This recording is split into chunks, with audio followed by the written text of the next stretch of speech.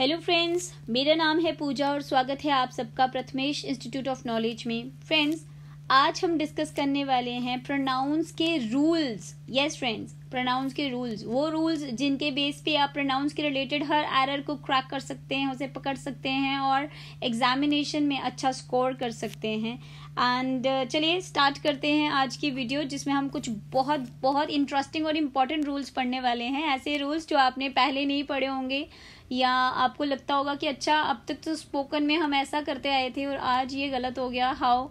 So let's study them with logics कि क्या reasons है उसके पीछे और कैसे उनको स्टडी किया जाता है। सबसे पहला रूल आपका, जब भी हम कंपेयर करते हैं तो हम एक वर्ड का यूज करते हैं और वो वर्ड है हमारे सामने देन। ओके, सो हम इस वर्ड का यूज करते हैं देन का। आपको रूल ये दिया गया है कि देन का यूज करते टाइम पे प्रोनाउन का जो केस पहले होगा उसके वो ही केस आप उसके बाद भी रखेंगे, यानी कि cases should remain same.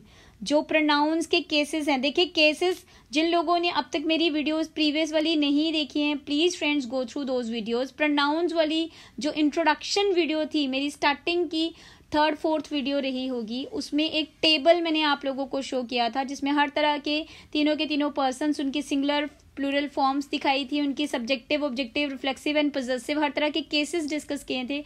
Please friends go through that video, क्योंकि अगर आपको वो समझ नहीं आएगा या वो आप नहीं देखेंगे तो आपको यहाँ पे वो बात समझ नहीं आएगी कि मैं केसेस की क्या बात कर रही हूँ। तो उन वीडियो को ज़रूर देखें और जो लोग मेरे चैनल पे नए हैं वो प्लीज़ मेरे चैनल को सब्सक्राइब करिए, इसे ज़्यादा से ज़्यादा शेयर करिए अपने फ्रेंड्स के साथ, ताकि ज़्यादा सारे लोग इस वीडियोज़ का या ग्रामेटिक चीज़ों का फ़ायदा उठा सकें जो मैं सिखा रही हूँ।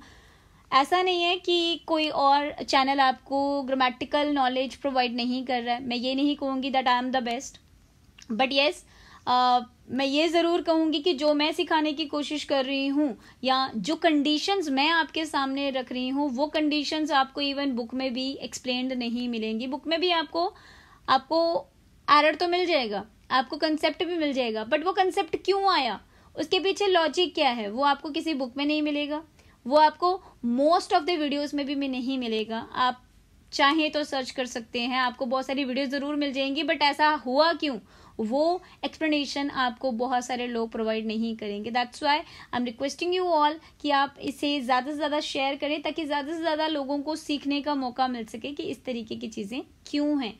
ओके, एंड लाइक ज़रूर करें मेरी वीडियोस को, अगर अच्छी लगे तो मोटिवेट करेंगे मुझे, ताकि मैं और अच्छा या और बेहतर आप लोगों को सिखा सकूं। ठीक है, वेल मैंने आपको जैसे रूल बताया, रूल तो मैंने आपको बता दिया कि देन के केस में आपको पहले जो केस रखना है प्रोनाउंस का, यानी कि सब्जेक्टिव होगा तो आपको बाद में भी सब्जेक्टिव रखना है, ऑब्जेक्टिव होगा तो बाद में भी ऑब्जेक्टिव रखना है, रिफ्लेक्सिव होगा तो बाद में भी रिफ्लेक्सिव रखना है, सेम इज द केस। लेकिन कंसेप्ट ये है कि ये तो आ गया रूल, इसीलिए अब यहाँ पे एरर देके, सेंटेंस देके आपको बड़ा कंफ्यूजन होने वाला है कि अच्छा ऐसा तो नहीं होता। सेंटेंस है I am taller than her, I am taller than her, हम यही यूज करते हैं और ये सेंटेंस हमें करेक्ट भी लगता है, बट क्या आपको पता है ये सेंटेंस इनकरेक्ट है, ये सेंटेंस एब्सोल्युटली इनकरेक्ट है, इस सेंटेंस में कुछ भी करेक्ट नहीं है। The right sentence is I am taller then she, this is the right sentence. क्यों? रूल के मुताबिक समझाती हूँ। पहले मैंने क्या बोला था कि देन के केस में पहले प्रोनाउन का, यहाँ पे प्रोनाउन का सब्जेक्टिव केस क्या है, केस क्या है, सब्जेक्टिव। आई एक सब्जेक्टिव केस है, अगर मुझे इसका ऑब्जेक्टिव केस लेना होता तो मैं यहाँ पे मी लिखती, this is the objective case of I. ठीक है, ये सब्जेक्ट है तो ये ऑब्जेक्ट है, मैंने यहाँ पे अगर सब्जेक्टिव केस लिया है तो यहाँ पे भी, अब यहाँ पे शी जो होता है वो सब्जेक्टिव केस होता है और हर जो होता है वो ऑब्जेक्टिव केस होता है। अगर मैं यहाँ पे, मैं रूल मेरा कह रहा है कि मुझे पहले सब्जेक्टिव केस लिया है तो बाद में भी सब्जेक्टिव केस लेना है, तो रूल के अकॉर्डिंगली तो ये सेंटेंस करेक्ट हुआ और ये वाला इनकरेक्ट हुआ। ठीक है, पहली चीज मैंने यहाँ पे सब्जेक्टिव केस लिया तो मुझे यहाँ पे भी सब्जेक्टिव केस ही लेना है, मैं ऑब्जेक्टिव केस नहीं ले सकती, इसीलिए आई एम टॉलर देन शी, ये आ गया पहला कंसेप्ट। ठीक, ये आ गया रूल का कंसेप्ट। अब बात करते हैं लॉजिक की। लॉजिक क्या है, आप यहाँ पे ध्यान से अगर देखें तो अक्सर लोगों को यहाँ पे लगता है कि कंपैरिजन मेरा और उस लड़की का हो रहा है ना, देखने वाले को सेंटेंस में यही दिखाई देता है कि कंपैरिजन मेरा और उस लड़की का हो रहा है, बट द फैक्ट इज, अच्छा इसके फैक्ट को एक्सप्लेन करने से पहले मैं एक सेंटेंस यहाँ पे बोलना चाहूंगी। मैं यहाँ पे बोलती हूँ मेरी ड्रेस उस लड़की से, मेरी ड्रेस उससे अच्छी है, मेरी ड्रेस तुमसे अच्छी है। तो मेरी ड्रेस तुमसे नहीं, मेरी ड्रेस तुम्हारी ड्रेस से अच्छी हो सकती है, तुमसे अच्छी नहीं हो सकती। I hope you are getting my point कि मैं क्या समझाने की कोशिश कर रही हूँ। मेरी ड्रेस आपकी ड्रेस से अच्छी हो सकती है, मेरी ड्रेस आपसे अच्छी नहीं हो सकती। तो चीज का कंपैरिजन चीज के साथ हो सकता है, पर्सन का कंपैरिजन पर्सन के साथ हो सकता है। मेरी आंखें आपकी आंखों से अच्छी हो सकती है, मेरी आंखें आपसे अच्छी नहीं हो सकती। मैं ये नहीं कह सकती मेरी आंखें आपसे अच्छी हैं। तो आंखों का कंपैरिजन आंखों के साथ, कपड़ों का कंपैरिजन कपड़ों के साथ, पर्सन का कंपैरिजन पर्सन के साथ, और हाइट का कंपैरिजन हाइट के साथ। यहां मैं टॉल होने की बात कर रही हूं, यहां मैं इनकी हाइट का कंपैरिजन कर रही हूं। अगर मैं कह रही हूं कि वो टॉल है तो मैं ये कह रही हूं मैं उससे ज्यादा टॉल हूं, ठीक है। हम क्या बोलते हैं, पॉजिटिव डिग्री क्या कहती है, शी इज टॉल। और अगर मैं बता रही हूं कि मैं उससे भी ज्यादा टॉल हूं तो मैं क्या लिखूंगी, आई एम टॉलर। वो लंबी है, मैं उससे ज्यादा लंबी हूं। जिसके बारे में हम कुछ बताते हैं वो सब्जेक्ट होता है फ्रेंड्स, ये याद रखिएगा। अगर मैं बता रही हूँ कि मैं टॉलर हूं तो मैं सब्जेक्ट हुई, क्योंकि मेरे बारे में कुछ बताया जा रहा है। तो मैं उसके बारे में भी तो कुछ बता रही हूँ कि वो मुझसे कम टॉल है, भाई मैं उससे ज्यादा टॉल हूँ, दैट मीन्स वो मुझसे कम टॉल है, तो मैं उसके बारे में भी तो कुछ बता रही हूँ। तो जिसके बारे में बता रही हूँ वो क्या होता है, सब्जेक्ट, वो ऑब्जेक्ट नहीं होता। ये याद रखिएगा, ये एक डेफिनेशन है यहाँ पे। तो यहाँ से ये हमारा लॉजिकल पॉइंट आ गया कि क्यों ये रूल क्यों करेक्ट है, ठीक है। रूल तो हमने मान लिया, ये तो है ना बुकिश नॉलेज कि क्यों आया, कि रूल ने कहा कि ऐसा है तो ठीक है अंधाधुंध रूल फॉलो कर दिया। बट क्यों रूल फॉलो करना है भाई, उसके पीछे का लॉजिक क्या है। तो लॉजिक ये है, ठीक है। मैंने आपको लॉजिक भी बता दिया यहाँ पे कि हम कंपैरिजन इन दो पर्सन्स का नहीं कर रहे हैं, इन दोनों पर्सन्स के बारे में तो हम सिर्फ बता रहे हैं कुछ कि वो टॉल है और मैं उससे ज्यादा टॉल हूं। तो इसीलिए यहाँ पे दोनों की ही बात हो रही है, दोनों ही सब्जेक्ट हैं, ऑब्जेक्ट इनमें से कोई भी नहीं है। कंपैरिजन उनकी हाइट का हो रहा है, ठीक। ये आ गया लॉजिक।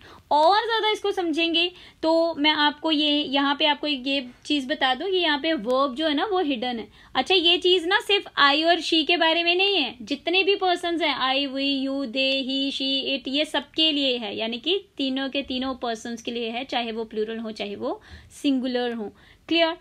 हाँ, हम स्पोकन में अब तक कुछ ऐसा ही करते आए थे, but spoken is full of slang uses. हम स्पोकन में हमारा सिर्फ एक ही मकसद होता है, to convey our ideas. It doesn't care about the grammatical use, but yes when we go for any interview वहां पे हम स्लैंग का यूज नहीं कर सकते। When we go for any competitive examination वहां पे हम स्लैंग का यूज नहीं कर सकते। ये चीज का आप ध्यान रखिएगा, वहां पे we have to be perfect grammatically. इसीलिए आपको बार बार बोल रही हूँ मेरे चैनल को शेयर करें और ज्यादा से ज्यादा सीखें, लॉजिकली सीखें, और अपने फ्रेंड्स को भी मौका दें कि वो भी लॉजिकली इन चीजों को सीख सकें। क्लियर।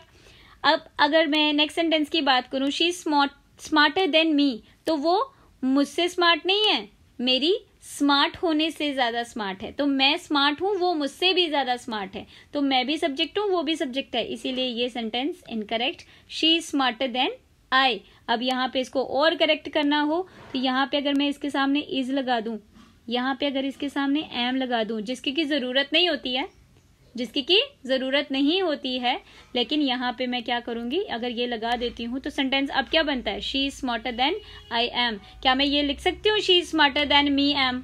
नहीं ना, वो स्मार्टर है जितनी की मैं हूं, जितनी की मुझे हूं नहीं। क्लियर। आई होप अब आपको ये सेंटेंस और भी ज्यादा लॉजिकली क्लियर हो गया होगा। हाँ, हम इसे लिखते नहीं हैं, लिखने की जरूरत नहीं पड़ती, बट इस सेंटेंस का हिडन मीनिंग ये होता है। Clear. Next, same is the case with as. As के केस में भी भाई ऐसा ही होता है, she is as smart as me नहीं होगा, she is as smart as I. अब यहाँ पे भी हम एम लिखते नहीं है, लेकिन ये हिडन होता है, ठीक है। She is as smart as I am, ये भी सेम देन वाला केस है, वो मुझसे ज्यादा स्मार्ट है, वो उतनी ही स्मार्ट है जितनी की मैं हूं, तो वैसे ही यहाँ पे भी ये चीज है। क्लियर। आई होप आपको पहला रूल समझ भी आया होगा और आगे से इसे सही तरीके से इस्तेमाल भी करें कॉम्पिटिटिव एग्जामिनेशन में और स्पोकन में भी। क्लियर। नेक्स्ट, रूल को समझाने से पहले आपको इस पॉइंट के बारे में कुछ समझाना चाहूंगी। ये हमारे पास एक हेल्पिंग वर्ब होती है, एक मेन वर्ब होती है एक्चुअली, बी को बहुत सारे लोग सोचते हैं ये इसी तरीके से यूज होता है, बट नो, बी का अपना भी एक फॉर्म है। हम should be, will be, could be, इसको खुद भी यूज करते हैं। ये खुद भी एक वर्ब की फॉर्म है और इसकी आगे पूरी एक फैमिली है, ये पूरी की पूरी इसकी एक फैमिली है। बी के अंदर बहुत कुछ है। When we talk about B का मतलब खुद भी, इज, एम, आर, ये इसकी प्रेजेंट फॉर्म्स है, यानी कि फर्स्ट फॉर्म ऑफ वर्ब है। ठीक है। फिर अगर हम इसकी पास्ट फॉर्म ऑफ वर्ब की बात करें, सेकंड फॉर्म ऑफ वर्ब की बात करें, तो वो होती है वॉज और वर। क्लियर। अगर हम इसकी थर्ड फॉर्म ऑफ वर्ब की बात करें, सबको पता है ना वर्ब की 3 फॉर्म्स ऑफ वर्ब होती है। जो बिल्कुल छोटे बच्चे मेरी अगर वीडियोस को कभी देख रहे हैं तो उनको भी पता होगा। अगर 5th ऑन वर्ड कोई बच्चा सीखने की कोशिश कर रहा है तो उसको तो पता ही होगा कि फर्स्ट 3 फॉर्म्स ऑफ वर्ब्स होती हैं, कॉन्जुगेशन ऑफ वर्ब्स जिनको हम कहते हैं। First form of verb, second form of verb and third form of verb, 3 forms of verbs रहते हैं। और कोई एल्डर पीपल देख रहे हैं, कोई जो कॉम्पिटेटिव के लिए तैयार कर रहे हैं, उन लोगों को तो पता होगा ही that there are 3 forms of verb. तो इसकी भी 3 फॉर्म्स ऑफ वर्ब होती हैं। थर्ड फॉर्म को पास्ट पार्टिसिपल फॉर्म कहते हैं, यानी कि थर्ड फॉर्म ऑफ वर्ब कहते हैं। क्लियर। और इसकी एक और फॉर्म ऑफ वर्ब होती है प्रेजेंट पार्टिसिपल फॉर्म, जिसको V1 ING फॉर्म कहते हैं, और वो होती है बीइंग। तो ये इसकी पूरी की पूरी फैमिली हो गई। अब रूल क्या है? रूल ये है कि जब भी हम बी के बाद में यूज करेंगे प्रोनाउन का, तो वो सब्जेक्टिव केस होना चाहिए, और सब्जेक्टिव केस को ही हम नॉमिनेटिव केस भी कहते हैं, ये भी याद रखना। ठीक है। According to the verb form, चाहे वो प्रेजेंट फॉर्म, पास्ट फॉर्म या पास्ट पार्टिसिपल फॉर्म, जैसी भी फॉर्म हमें यूज की गई होगी, हम उसके बाद हमेशा सब्जेक्टिव केस लगाएंगे, ऑब्जेक्टिव या कोई और केस नहीं लगाएंगे। तो इट इज क्या है? ये देखिए, ये बी का ही एक पार्ट है, तो इसके बाद में हमने यहाँ पे ऑब्जेक्टिव केस लगाया है, इसलिए ये क्या है? सेंटेंस इनकरेक्ट है। It is them who are responsible for my success नहीं, it is they, it is they आ गया सब्जेक्टिव केस, देम आ गया objective case, this is the subjective case, this is the objective case. तो हमें rule क्या कहता है? हमें क्या लेना है? सब्जेक्टिव केस लेना है इसके बाद में, बी के बाद में। तो इसीलिए क्या आएगा? It is they who are responsible for my success. ठीक उसी तरीके से हु इज देयर, ये बड़ा कॉमन अगेन आ गया स्पोकन में, हम बड़ी गलती करते हैं। Who is there? It's me, है ना, हम इसी तरीके से स्पोकन में बोलते हैं इट्स मी।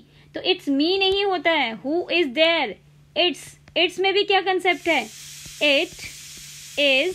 तो इज अगेन कहां से आ गया? यहां से, तो बी की फैमिली का ही पार्ट है। तो इट इज आई, अगेन यहाँ पे भी हिडन पार्ट आ जाता है, इट इज आई एम। कौन है भाई? मैं हूं, तो मैं हूं, मुझे हूं नहीं।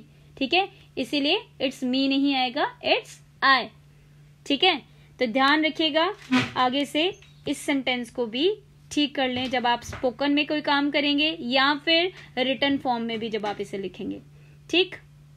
आज आप ऐसे रूल सीख रहे हैं जो आपने बुक्स में भी बहुत बार गलत, राइटिंग में बड़े बड़ी गलत किए होंगे, लेकिन यस, कोई ये नहीं बोल सकता कि हमने यही पढ़ा है। आपने ये कभी पढ़ा नहीं होगा, ये आपने सिर्फ सुना है, कभी किसी टीचर ने आपको ये सिखाया नहीं होगा। हाँ, आपने स्पोकन में ये बहुत बार यूज किया होगा, इसीलिए आपको लगता है कि यही है। बचपन से हमने सुना ही यही होता है, इसलिए हमें लगता है कि ये करेक्ट है। बट किसी भी ग्रामेटिकल बुक को आप खोल के देख लें, आपको कहीं भी ये करेक्ट नजर नहीं आएगा, ये इनकरेक्ट ही नजर आएगा जो हम स्पोकन में अब तक बोलते आए थे। ठीक।